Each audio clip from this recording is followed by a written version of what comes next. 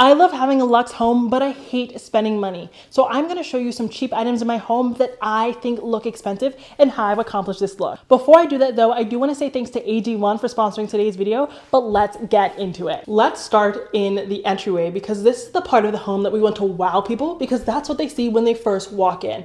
So I will say that my entire entryway probably cost me under $300, depending upon how prices fluctuate. So the first way I upgraded my entryway for less is I got these cabinets from IKEA. So these are the Hofstra cabinets. This one can barely close because it's full of so much stuff, because even though our houses look luxe, that doesn't mean we're not messy. I'm exposing myself. Books on books, something I'm gonna DIY with, you know, it is what it is. We live in our spaces. The next way I elevated the space really affordably is I created like a little gallery wall sort of situation, and I just used really, really cheap materials. So this backing is poster board from Dollar Tree. These frames are from IKEA, and I DIY'd this art using my iPad, so the art didn't cost me not one dime. Last but not least, I added these battery operated picture lights. Picture lights are fantastic because they really help elevate any artwork, right? Because they draw your eyes to them, they better illuminate them, they just give you luxury. But when you're buying picture lights that aren't USB or battery operated, they are hundreds upon hundreds of dollars. Plus you either need to hardwire them, which can be expensive, or you have to find a way to hide the cord, which can also just hike up the price a little bit. So battery operated ones are a great option. And all I do is I plug them into the USB cord, and then I can change the different types of light that I have. But this is the way that I really elevated the space. One of my favorite ways to elevate a space for less is simply to do symmetry. Plus it makes design so much easier because you're literally just doing the same thing twice. You can kind of mix up what you're styling with. So here I have like a tray and a coffee table book, and the art is a little bit different, but they all work together as a unit, and that's what you can apply in your own home. But again, this video is about mixing high and low end items. So while I spent really under $300 on this part of the entryway, I spent a lot of money on these pendants up here, and the light bulbs just came in, so I'm gonna change them. But these pendants were actually quite expensive at the time. They don't even sell them anymore. But this was a luxury upgrade that I felt like really elevated the space. So while I will save a lot on lighting, I'll also splurge for real statement lighting that really takes it to the next level. I think that if this space just had the basic puck lights that were here before, it wouldn't look as sophisticated. I think the key is really combining lots of affordable stuff with unique, more expensive things that really, really take the cake. Now I'm going to talk to you a little bit about the high and low end finds in my kitchen. But before that, I want to talk to you about my favorite kitchen find, and that is AG1. And I do want to say thanks again to AG1 for sponsoring today's video. So as you guys know, I have been on a health journey. I've lost almost 65 pounds at this point. I haven't updated you yet. And I have been changing my life in terms of my vitamins and minerals, how I eat, how I sleep, how I exercise. Something that has been a game changing for me is drinking AG1. If you do not know what AG1 is a foundational nutrition supplement that supports whole body health. So it has the micronutrients and the phytonutrients that all of our bodies need. AG1 supports the brain, the gut, the immune system, and I am so obsessed with them. But the reason why I love it is that it helps me so much with focus. It really supports me in that way. I've actually replaced my morning coffee. I know my coffee machine back there is pretty sad. The mental clarity that I get from AG1 has been the biggest game changer because I was skeptical at first, but I really do love the taste and I love how it makes me feel. And AG1 has helped a lot with keeping me regular. Gut health is super important when you're thinking about whole body health. So I do appreciate AG1 for that reason as well. So drinking AG1 is super simple. So all you do is you grab your AG1 canister out of the fridge, you put a scoop in your shaker bottle or in a glass, and you just want to combine it with 8 to 12 ounces of water. You can either use the AG1 shaker bottle, give it a good shake, and it is ready to drink. And if you're not a shaking person, I also like to use my little frother for this as well. So it kind of reminds me of my morning coffee, but I just give it a shake like that. It gets all dissolved, and then I just drink it.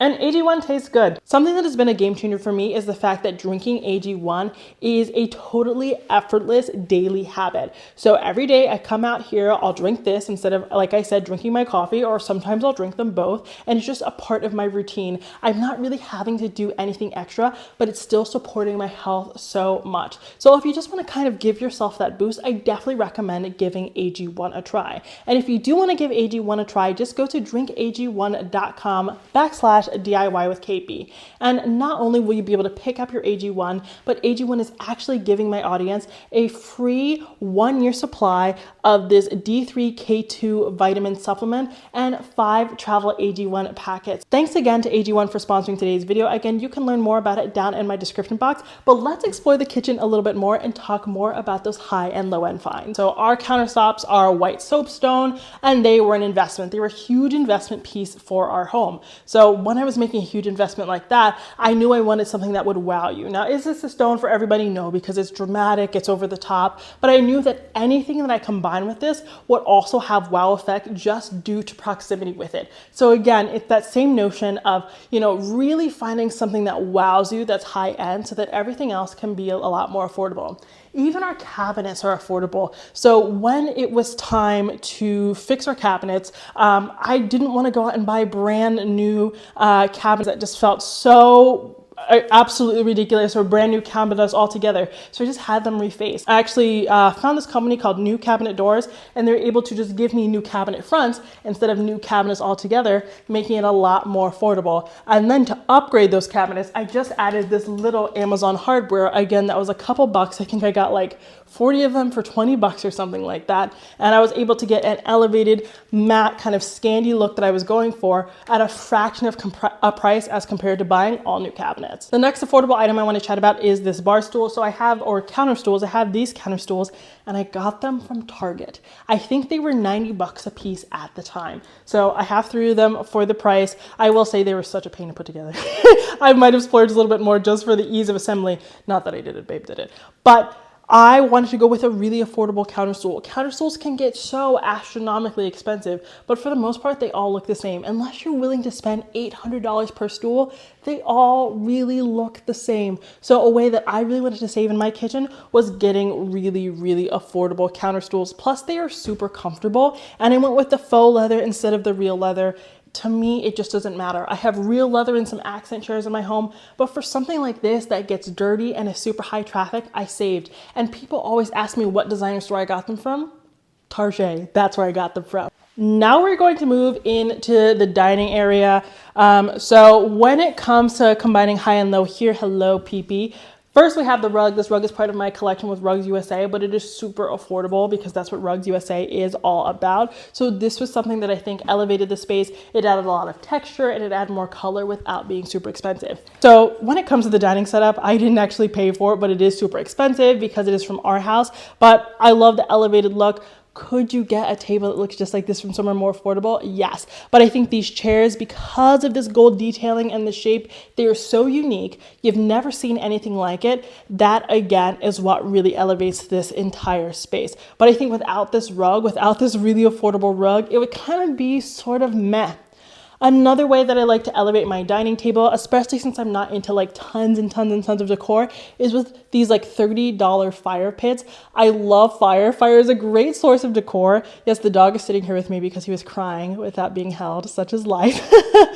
So I think they add so much visual interest. They're $30. All you do is put ethanol in them, and they're great for making s'mores. So if you want to have like a little bonfire in the house, this is the way to do so. No fireplace, no problem. I also have these LED lights. Again, any type of lighting really just like makes something look expensive. And these were like a pack of 6 from Amazon for under $40, I believe. You just put batteries in them and they have a little remote, and then they can actually flicker to look like real candles. So again, elevated look for less. The next way I go about making cheap things look expensive is I look for cheap things that have a lot of detail. So this throw was about $25, maybe from HomeGoods. It might have been $20. But the reason why this looks expensive is not only does the design or does the texture go on both sides, but there's a difference in texture. There is an interesting pattern. It just adds so much visual interest. You can spend the exact same amount of money and get something that looks super cheap. You want to do the pattern, the texture,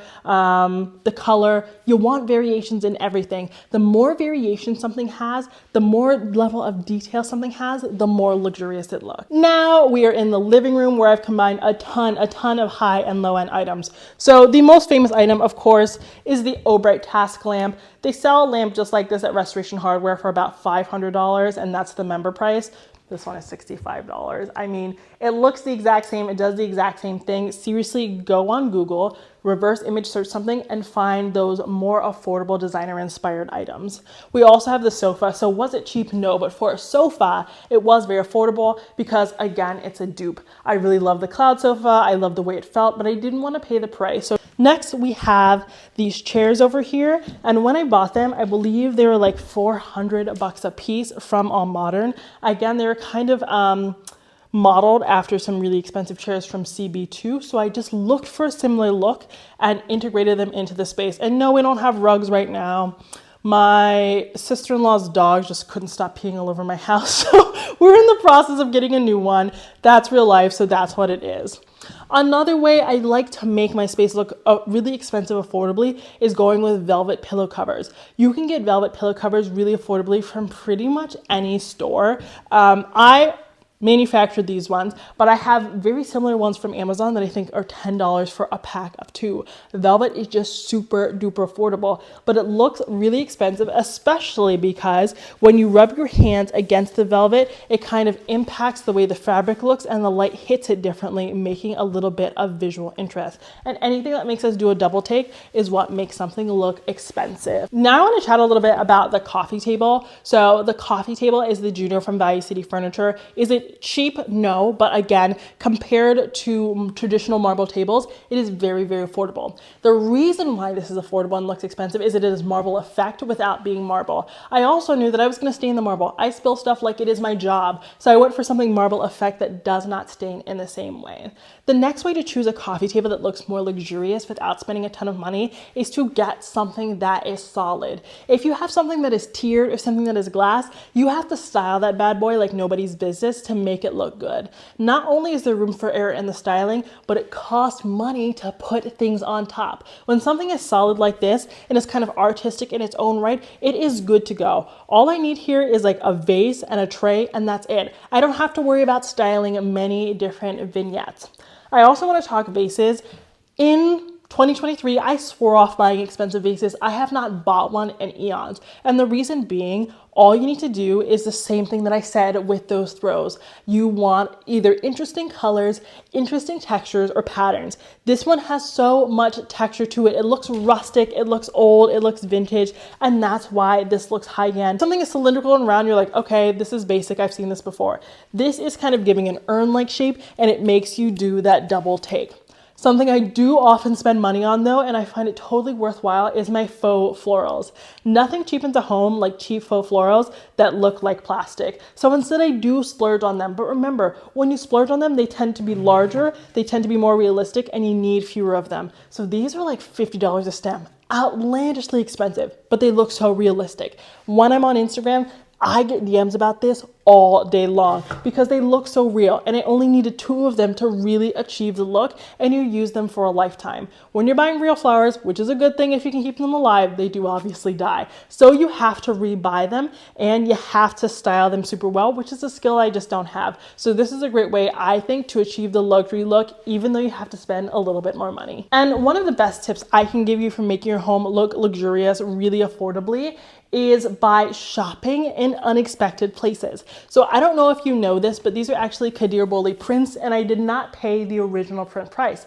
That's because I went into Value City Furniture when they were doing a collab with them. I had no idea, and I saw them and I loved them. Sometimes artists will do more affordable collections with more affordable stores to make some of their artworks a little bit more accessible. So that's actually the case in point here. I paid $250 a piece for these, and the originals would be, I can't even tell you how many thousands of dollars. So start looking for luxury inspired art in non-luxury stores. Now, a big splurge in the living room, of course, was this mirror. I got it before the price hike. Obviously, I've had it for years, but it looks very luxurious. But there are dupes on dupes on dupes at this point. They have them at Sam's Club. They have them at Costco. They have them at IKEA even. You can find them absolutely everywhere. And the way I really made it look high-end, even though baseline it is high-end in its own right, was raising it off the ground. For years, it sat on the ground. It wasn't mounted, but the second we mounted it, it just made such an impact visually that I didn't even know what to do. I was so blown away by it. The last way you can upgrade your home really affordably is by putting art on your television. So not everyone is gonna buy the frame TV, and you don't have to. Most TVs have screensavers, so you can buy digital prints on Etsy or create your own and upload them to any television that you have. And then you can just use washi tape to frame out that TV, and you can kind of get that elevated look for less. Or you can buy a frame TV if you have budget for it, or you bought it on Black Friday or something like that. And that's a great way to instantly elevate any space, because instead of having a TV as a focal point, you have some artwork, which just really creates a very elevated experience, because in luxury spaces, they rarely have television. Thank you so much for taking this walkthrough with me of my home. I showed you some cheap items in my home that I think look and feel expensive, even though they weren't, and what is better than that. If you want to shop any of these items, I will link everything I can down in the description box. And if you want to give AG1 a try, again, go to drinkag1.com/DIY with KB. And don't forget, you will not only get your AG1, but you'll get a free 1-year supply of the D3 K2 supplement and 5 travel packets. So definitely go check that out down below. Until next time, have a beautiful day.